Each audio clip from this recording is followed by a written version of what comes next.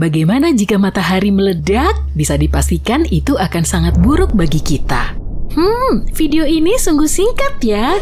Enggak lah, masih ada lagi. Jika matahari meledak, kekacauan akan terjadi di tata surya kita. Para ilmuwan mengatakan hal itu pasti akan terjadi suatu hari nanti. Tapi kenapa ya? Bagaimana persisnya itu akan terjadi? Dan mungkinkah kita bisa selamat dari peristiwa itu?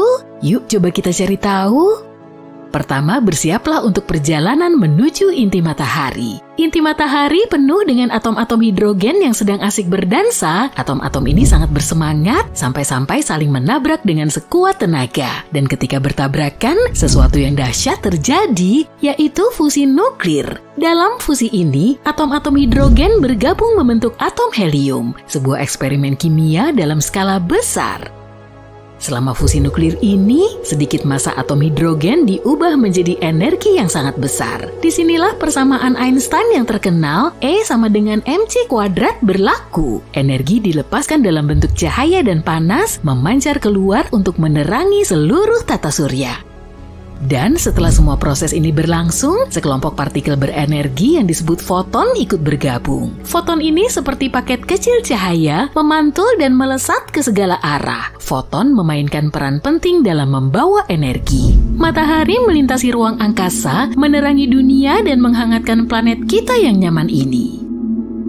Tapi untuk menjaga itu tetap berlangsung agar atom-atom tidak lepas dan menimbulkan kekacauan, inti matahari harus diberi tekanan yang sangat besar. Tekanan ini berasal dari bobot lapisan terluar matahari yang menekan bagian inti. Lapisan terluar ini meremas bagian intinya.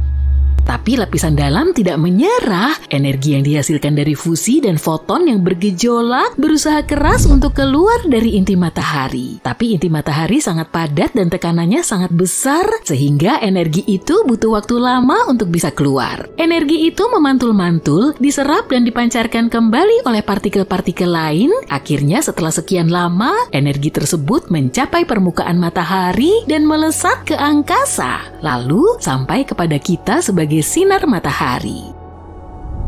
Nah, sekarang kamu tahu cara kerja matahari. Lalu apa yang terjadi ketika matahari mencapai akhir umurnya?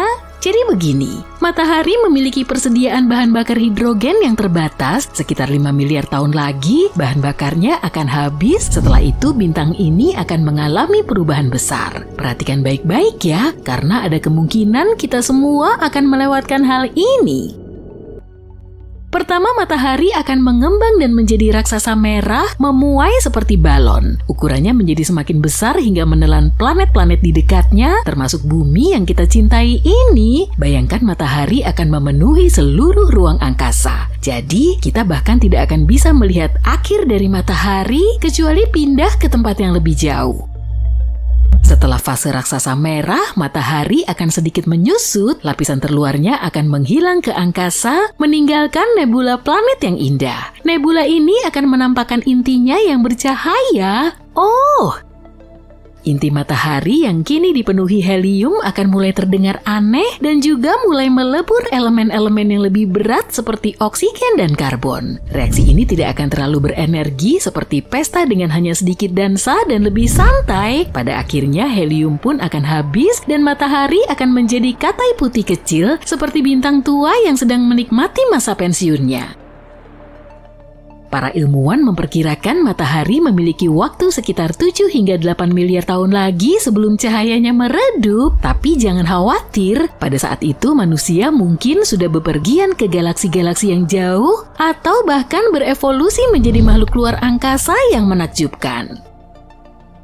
Jadi matahari kita tidak akan lenyap dengan ledakan seperti kembang api. Matahari tidak cukup besar untuk menjadi supernova atau lubang hitam. Bintang-bintang superstar itu butuh massa yang jauh lebih besar daripada massa matahari untuk melakukan trik-trik kosmik tersebut. Tapi gimana kalau bintang ini meledak secara tiba-tiba? Kejadiannya tidak terduga dan tanpa sebab. Yuk kita simak.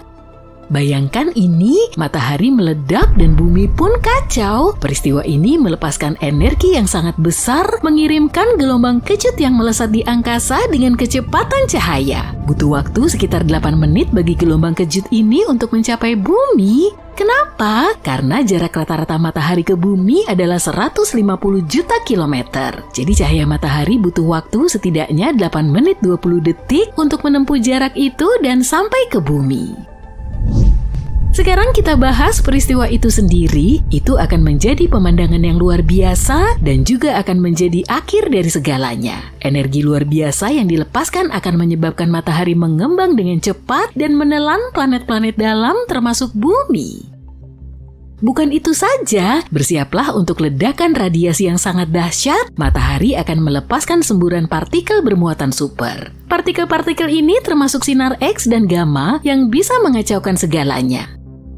Saat menghantam atmosfer, partikel-partikel berenergi tinggi ini akan mengamuk dan menimbulkan berbagai kekacauan. Partikel-partikel ini mengionisasi atmosfer, menciptakan denyut elektromagnetik yang sangat besar. Denyut ini seperti gelombang kejut bagi perangkat elektronik, membakar, menyetrum, dan membuatnya rusak. Jadi jika tidak ada pelindung, perangkat elektronik akan bermasalah.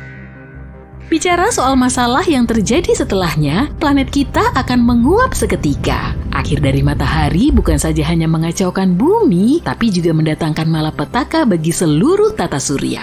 Semburan energi yang sangat besar itu menghantam segala sesuatu yang dilaluinya. Planet-planet dan objek-objek lain akan terlempar dari orbitnya, menyebabkan kekacauan dan ketidakpastian. Sabuk asteroid di antara Mars dan Jupiter, hilang, lenyap atau tersebar di telan angin kosmik. Bahkan planet-planet yang selamat dari peristiwa ini mungkin akan keluar dari orbitnya, mengembara entah kemana. Jangan lupakan planet-planet luar seperti Jupiter dan Saturnus. Planet-planet raksasa ini menghasilkan panas internal sendiri yang membuatnya nyaman dan menarik banyak bulan. Tapi ledakan matahari akan mencuri kehangatan mereka dan mengubahnya menjadi tempat yang sangat dingin.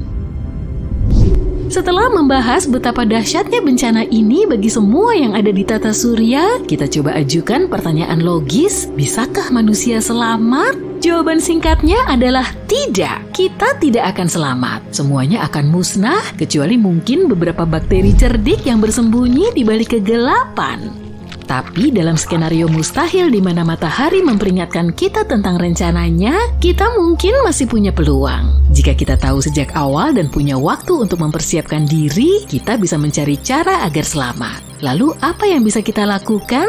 Karena bumi sendiri tidak akan selamat dari amukan matahari, kita harus pindah ke tempat lain. Ingatkah kamu bahwa tidak semua planet akan hancur total? Sayangnya planet-planet yang paling dekat dengan matahari, yaitu Merkurius, Venus, dan bumi akan lenyap. Jadi pilihan termudah adalah pindah ke sistem tata surya lain yang dimiliki planet mirip bumi. Tapi gimana jika bumi berhasil selamat dari bencana ini? Gak usah kita pikirin gimana hal itu bisa terjadi. Kita bahas konsekuensinya saja ya. Iklim kita akan berubah drastis pada saat-saat pertama ledakan matahari. Radiasi dan partikel-partikelnya akan menaikkan suhu secara drastis seperti gelombang panas yang tak kunjung berakhir. Kita bicara soal efek rumah kaca yang dahsyat nih. Lautan akan menguap, menciptakan awan tebal dan lembut yang memerangkap panas dan menolak melepaskannya ke angkasa. Setelah itu, tanpa pelukan hangat matahari, bumi akan segera menjadi freezer. Jadi kita harus berpikir kreatif. Salah satu idenya adalah berlindung jauh di bawah tanah, di mana kita tidak akan terlalu terpengaruh oleh radiasi dan perubahan suhu tiba-tiba. Saat menggali lebih dalam, suhu akan meningkat. Jadi dengan alat dan sumber daya yang tepat, manusia bisa meringkuk di dalam bunker perlindungan, bertahan selama beberapa tahun tanpa sinar matahari. Kenapa hanya beberapa tahun? Ingatkah kamu bahwa matahari adalah pusat gravitasi tata surya kita? Tanpanya, bumi akan terombang-ambing mencari pusat gravitasi yang baru. Bayangkan planet kita, satelit kita, bulan, dan planet-planet lain perlahan bergerak di luar angkasa. Untungnya matahari kita kini masih ada, menjaga kita tetap hangat dan bersinar untuk lebih banyak lagi petualangan kosmik yang akan datang. Jadi kita masih aman untuk beberapa miliar tahun lagi, tapi seru juga sih membayangkan skenario yang mustahil. Nantikan skenario-skenario lain.